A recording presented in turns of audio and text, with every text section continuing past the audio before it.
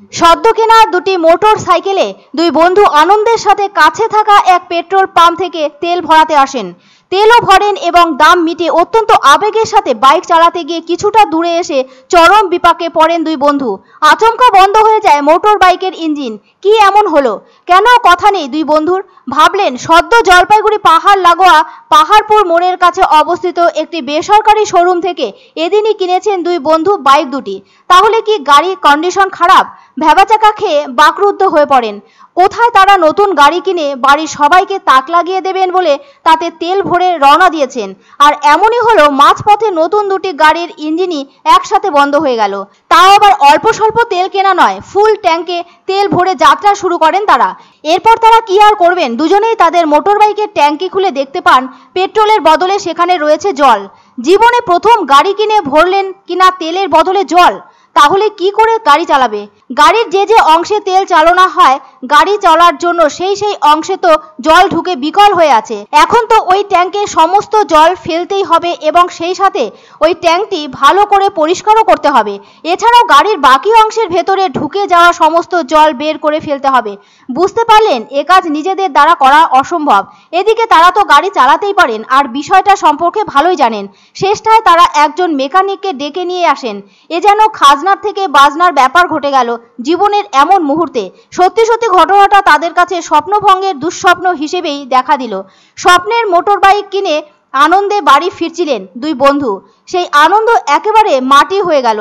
তাদের দুজনেরই মনটা ভেঙে যায়। যাই হোক, বিস্তর চেষ্টার পর ওই মেকানিক এসে গাড়ির ট্যাঙ্ক সহ সমস্ত অংশ থেকেই জল বের করে ফেলেন।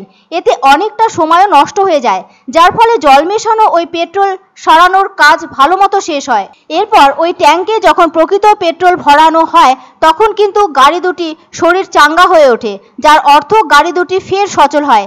এদিকে সকলেই জানতে চাইছেন সাত সকালে তাদের কাছে কেন তেলের বদলে বিক্রি করা হলো জল মেশানো পেট্রোল। তখন জলপাইগুড়ির ওই পেট্রোল পাম্প কর্তৃপক্ষ জানান সকালে পাম্পে তেল উত্তোলনের অংশগুলি পরিষ্কার করতে ভুলে গিয়েছিলেন তারা, আর তাদেরই গাফিলতির জন্যই এমন বিপত্তি ঘটে গেছে। এর ফলে যা হলো তার সবটা ওই পেট্রোল পাম্পের কর্মীদের ভুলেই। এর খেসারত দিতে হলো গাড়ি কিনে নেওয়া দুই তরুণ বন্ধুর। তাদের নতুন গাড়ি কেনার উচ্ছ্বাস এবং অন্যদিকে এমন বিপদ ঘটার কারণে মানসিক চাপ তৈরি হওয়ায় তাদের আনন্দকে নষ্ট করে দিয়েছে, সেই সাথে তাদের আর্থিক ক্ষতিও হয়েছে। একদিকে তেল মেশানো জল পেট্রোলের দামেই কিনতে হয়েছে, আবার অন্যদিকে মেকানিক ডেকে এনে সদ্য নতুন কেনা গাড়ি পরিষ্কারের জন্য খরচ হওয়ার মতো ঘটনা ঘটেছে। এখনো পর্যন্ত নতুন বাইক কিনে প্রথম তেল ভরতে গিয়ে চরম যন্ত্রণার মুখে কেউ পড়েছেন কিনা সেটা শোনা যায়নি। তবে পেট্রোলের বদলে জল ভরার ঘটনা জলপাইগুড়িতেই প্রথম ঘটল তা কিন্তু নয়। বীরভূমের একটি পেট্রোল পাম্পেও একইভাবে জ্বালানি ভরার পর ইঞ্জিন বন্ধ হয়ে যেতে দেখা গিয়েছিল। প্রশ্ন উঠেছে কেন পেট্রোল পাম্পগুলো ভালো এবং পরিশুদ্ধ তেল বিক্রি করবেন না? এ দায়িত্ব তো তাদের। এদিন দুই বন্ধু গাড়িতে তেলের বদলে জল ভরে সেটাকে তেল মনে করে গাড়ি নিয়ে বাড়ির উদ্দেশ্যে রওনা দেবার পথে যদি কোনো বিপদ ঘটে যেত তাদের, তাহলে কে তার দায় নিত? এমন প্রশ্ন সকলের। নতুন গাড়ি নিয়ে আসলাম, নিয়ে এসে পরে স্টার্ট করি, স্টার্ট হয় না। ফিটার আসলো, ফিটার এসে বলতেছে পেট্রোলে জল আছে। পরে এসে খুলে দেখলাম যে এই যে জল, ঘটনাটা পাহাড়পুরের ভারত পেট্রোলিয়ামে। ফিটার এসে এই যে বের করে দেখাইলো আমাদের। দুইটা গাড়ি এক্ষুনি শোরুম থেকে নিয়ে আসলাম, এক্ষুনি। এই ঘটনাকে কি বলবো, জলপাইগুড়ি শহরের মধ্যে যদি এইরকম তেল বিক্রি হয় তাহলে কি অবস্থা হবে?